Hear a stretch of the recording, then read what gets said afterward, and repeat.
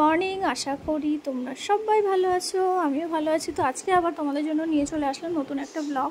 তো যাই হোক, সকালবেলা রান্নাঘরে এখন একটু দুধগুলো গরম করে নিচ্ছি। দুধওয়ালা দুধ দিয়ে গেল। তো আমাদের এরকম দুভাগেই দুধ আসে, ঠিক আছে। তারপরে এই যে দুধ গরম করে আমি মাছগুলো জলে বরফ থেকে বের করে আর কি জলে দিয়ে রেখেছিলাম গলার জন্য। তো মাছগুলো গলে গিয়েছে, বের করে ভেজেও নিয়েছি। আজকে আমাদের সিম্পল মেনু মাছের ঝোল আর ভাত। তো ওই মাছের ঝোলটাই রান্না করছি আমি। কড়াটা জানি না কীভাবে কোনোভাবে কালকে পুড়ে গেছে রাতে কিছু করতে গিয়ে। আর এটা দেখো আমাদের নতুন গাছের নতুন ফুল, পিঙ্ক কালারের জবা। এটা নতুন আনা হয়েছে, তাই তোমাদের সাথে শেয়ার করলাম।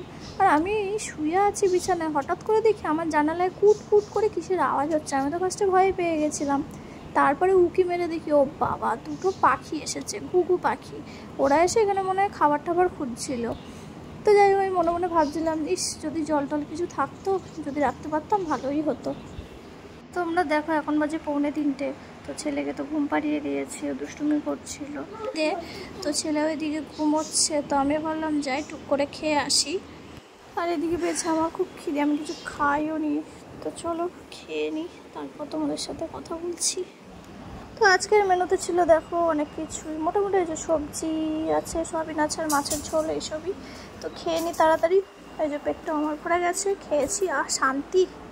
আর এখন বাজে সন্ধ্যে 6:30। অনেক দেরি করে ঘুমিয়েছে, কখন 6:30 বেজে গেছে বুঝতেই পারিনি। তো যা এনেছে টিফিন সন্ধ্যাবেলার অনেক কিছুই, ফুচকা আছে, পাপড়ি চাট আছে। তো এগুলো এখন সবাই মিলে ভাগাভাগি করে খেয়ে নিই। তো চলো বন্ধুরা, আজকে ভিডিওটা এই পর্যন্তই, আবার পরে দেখা হবে, টাটা।